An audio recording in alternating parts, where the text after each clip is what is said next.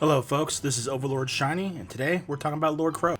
It's been a while since our last update, and a lot of exciting things have happened. I'm starting a new Patreon account for this channel. If you feel compelled to donate, I'd really appreciate it. It does help with the growth.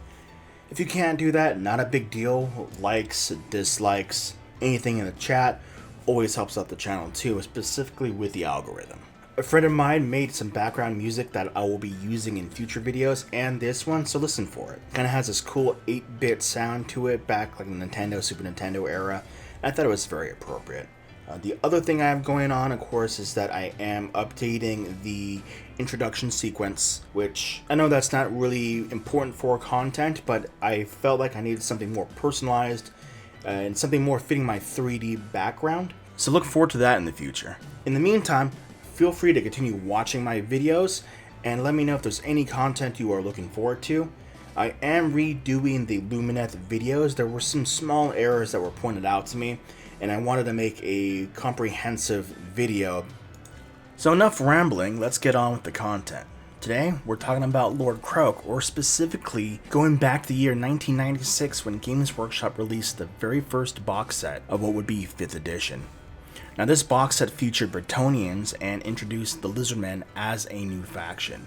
That being said, the origins of the Lizardmen existed previous to 5th edition. It actually existed as early as 1st. And the Slann, which are the toad-like creatures you see today, were the actual faction. They were frog-like creatures, and they had Amazons, they had slave soldiers, pygmies, and this all sort of changed in 3rd edition, where the Slann were essentially warriors, and they were divided into like totemic style groupings. They rode cold ones, much like the current Saurus do. Despite the two species not being related to each other at this point, it was a very good preview of the future Lizardmen. So, going back to 5th edition, they emerged as a revamped faction. The Slann were no longer warriors, but wizards. The Saurus and Skinks fulfilled the same roles they perform in the Seraphon army of Age of Sigmar, but in 5th they were brought in as assistants to the Slann, and they were more priests and wizards, and this also brought along the new introduced elements of the dinosaurs, which were also introduced alongside Lord Kroak. 5th edition would serve as the template for the new Seraphon army in Age of Sigmar. Not a lot has changed, except for the name, of course, and some of the more extra-dimensional aspects of the army. The dinosaurs are still there. The Slann are capable of incredible magics. They are direct descendants of the old ones, and they spend a long time meditating. All of this existed prior to Age of Sigmar from 5th edition. So, much like any other models in the early 90s, Lord Kroak was cast in metal, and it featured him on a floating platform with his mummified skink servant. One thing to note about the Lizardman was Lord Kroak was already old at this point. He was dead. He was a mummified corpse who, through sheer willpower and magic, he was capable of still interacting with the world as if though he was living.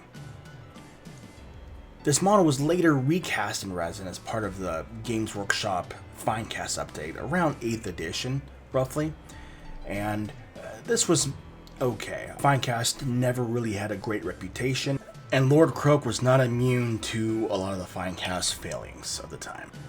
That being said, Games Workshop has announced the new Lord Kroak. He actually was released this weekend, or last weekend I should say, and he's been updated for Age of Sigmar. Now, one of the most notable features on Lord Kroak is how he really doesn't resemble the previous one at all. I mean, he still has the floating palanquin, and he still has a skink servant who looks a lot more alive these days, and he still sports mummy bandages.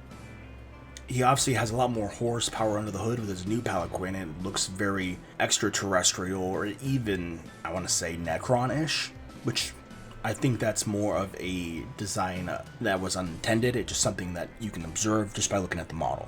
Now, as I previously mentioned, his skink servant's alive, and it's a significant departure from the previous model. One thing Lord Kroak does do is showcase the advanced model design and how far it's come in the last 25 years. The floating rings that float around the model have a similar aesthetics to the Astrolith Bearer, a little stretched.